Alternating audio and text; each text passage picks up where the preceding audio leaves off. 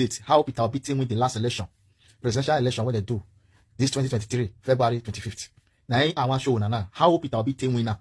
Now they analyze and show everything. Don't tell me who you be. Just show me your friend. I will know who you be. Now be this matter now. Why? Because if you go campaign ground, you will know how people come to you, how people embrace you, how people accept you. With that one, you will know whether you will win the election.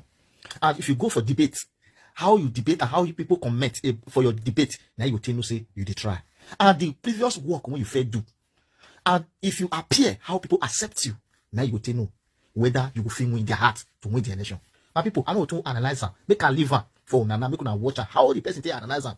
The way when Peter Obi take clear everywhere, even me and you know. So as I leave her for you to watch, please share this video. Like it, leave your comment for the comment section. Follow us on this page. If today be the first day when you come across this video, follow this page so that anytime when we upload a new video, you will be the first person to see it. Yes, don't forget we have national actor this platform and Bilaba Boom. I don't come again. Come again on the doors back. Now front to the doors they go. Watch it now. Now be this. Now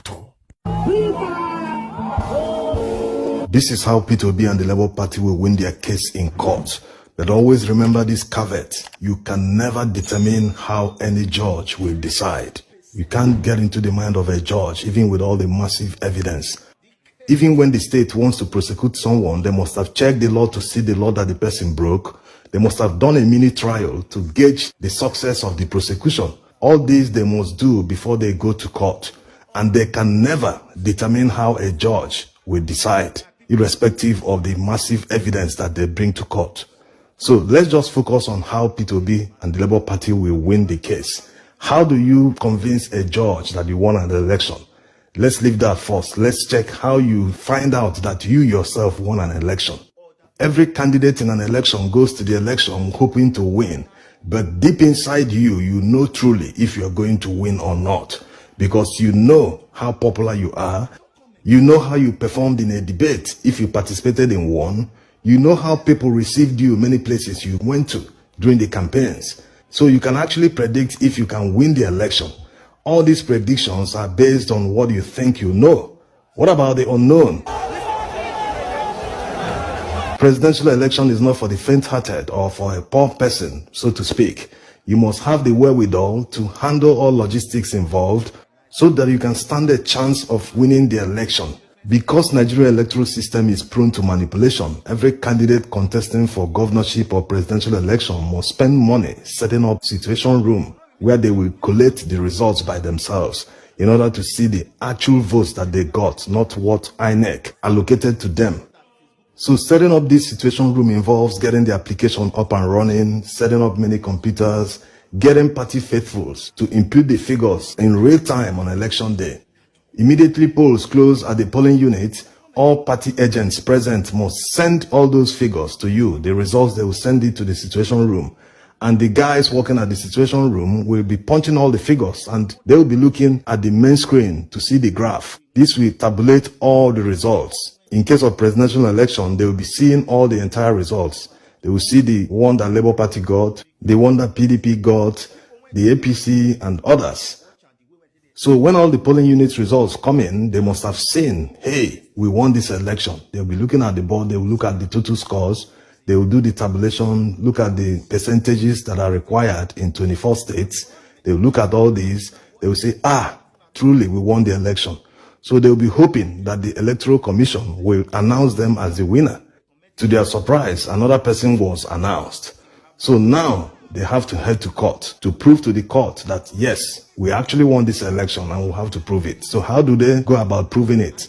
We've covered this in another video, the probate value of the result sheets of political parties. Not that they are not seen as an official document, but the probate value, the one that comes first, is the copy of INEC. That's the certified true copies from INEC themselves. That's the one that comes first because INEC are the ones that conducted the election.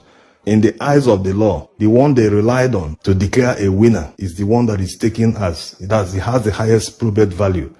After that, you have the police copy of the results. If you can get the police copy, it can be said that there's no result from INEC. INEC didn't provide results, so the court will rely on police copy. This is the same police copy that Hope Uzodinma relied on.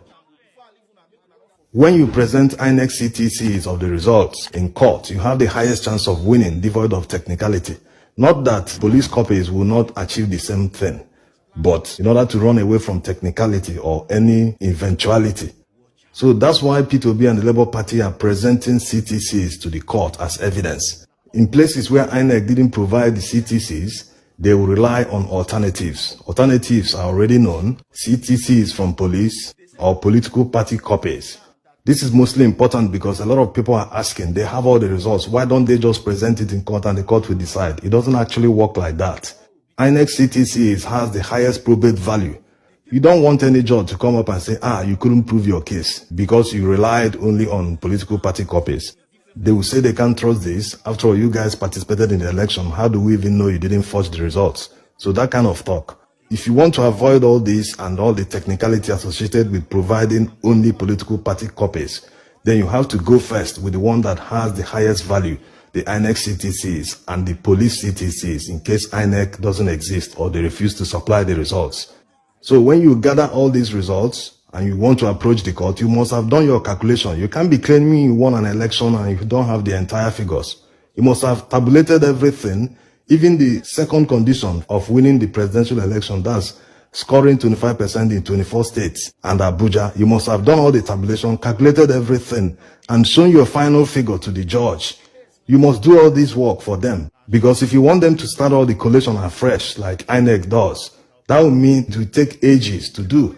So you have to do all the calculation, do everything, say this is an actual figure, and we have the evidence to back it. Look at the evidence. The evidence you provide now is what the judges will look at and say, it's true, or they will say, no, it's not true, you didn't win, that kind of thing. So that's how you convince the judges. Now, remember that this is not the only prayer in their petition. They're also asking the court to disqualify Tinubu and other prayers.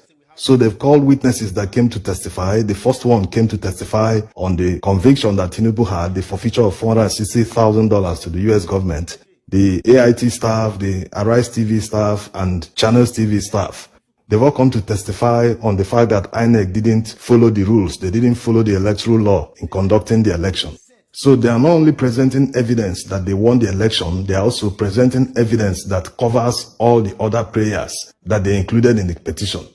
Now to the question that many people have been asking, whether the judges will do the collation afresh, whether they will count the votes again one by one in the courtroom. The work of the judges is to verify the claims made by the Labour Party. Labour Party must have done majority of the calculations, tabulations, collation, everything. More than 95% of the work has already been done by the Labour Party. The work of the judges as people who interpret the law is to just verify the claims. Okay, let's paint a picture. Take one ward, for instance, a ward with about 10 polling units. Based on the INEC CTCs that they submitted in evidence, it shows that P2B and Labour Party scored 1,000 votes in the entire polling units inside that ward. But when you look at the results written at the ward level, that's after the collation at the ward level, instead of seeing 1,000 for Labour Party, you are seeing 200. So based on that, they will just do the calculation and differences and show, look at it. This is supposed to be 1,000, here is 200.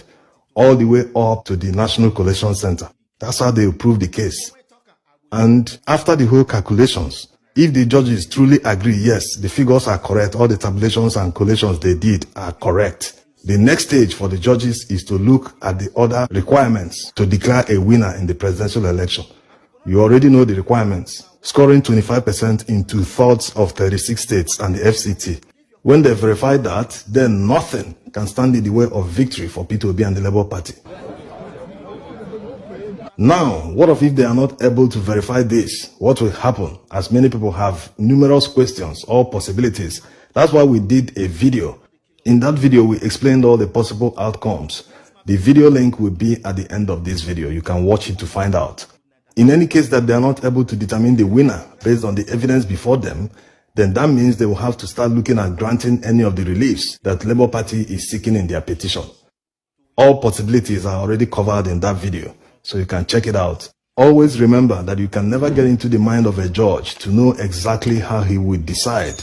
The way we see things are different. Everyone sees things differently.